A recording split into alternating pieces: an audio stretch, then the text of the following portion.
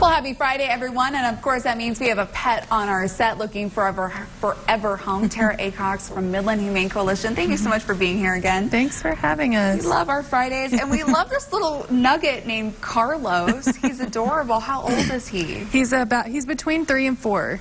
He should turn 4 this year, I believe. So.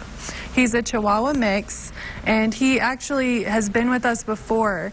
Him and some of your viewers might actually remember about a year ago, Ralphie looked really similar to Carlos.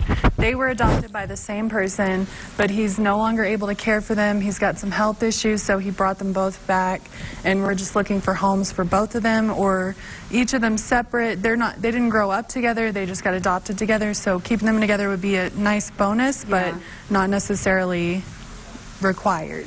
And what kind of home is Carlos good for? So Carlos gets along with other dogs his size.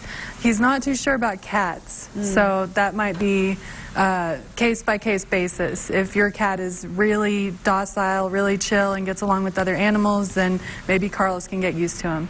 But, you know, you can always bring pets that you have up to the adoption center, and we have a little meet and greet area, so you can see how they interact with each other before you bring them home. That's so important. And Carlos is a sweetheart. He's a little nervous today. He is camera shy. But there's a lot. You know, there's a lot of lights. There's a lot of movement. You know, we got to mic him up if he wants to talk. Yeah. So I understand. But definitely Carlos and his buddy. But you also have some fundraisers coming up for the Midland Humane Coalition too? Yes. So February 20th, the Blue Door is being kind enough to host us for a fundraiser. We'll be auctioning off some items. You can purchase tickets for the raffle if you go to our website, midlandhumane.org, and check that donation page. Just make a donation and make sure to note when you submit it that it's for tickets, that you're purchasing tickets for that fundraiser at Blue Door. And that'll be on February 20th, 5 p.m. to 8 p.m. I've yet to go to the Blue Door, but it's a nice It's a great place. opportunity. Yes, exactly. Good if you excuse haven't to do been that. yet. And also, you know, what are some other ways that people can support the Humane Coalition or their pets? Well, we take donations year-round, and that really helps us with our operating costs, with putting things on like the chip clinics that we do each month. And you can donate really easily on our website, midlandhumane.org. You can come in and give us, just physically hand us a donation if you don't do the internet thing, or you can give us a call. Any of those ways will work. So. And we have a chip clinic coming up too. Yes, we do those every first Thursday of each month. So that'll be at the beer garden.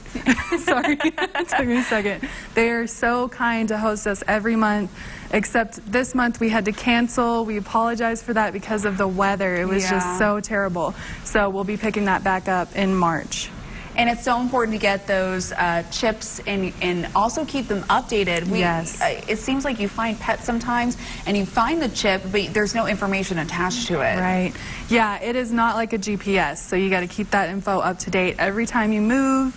When you adopt a dog, if they have a chip, you'll have to register that chip with the company that provided it. There's lots of various different companies, but you should be able to find that information out from the rescue, which chip they use. So.